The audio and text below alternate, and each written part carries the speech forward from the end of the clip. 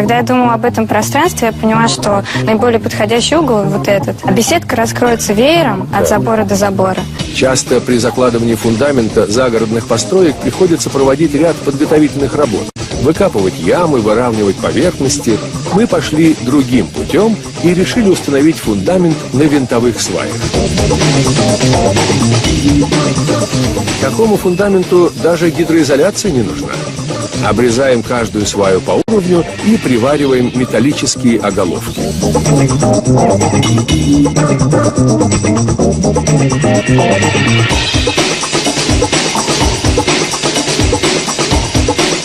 Функцию нижней обвязки в данном случае выполняет деревянный ростверк, который фиксируется с помощью специальных шпилек.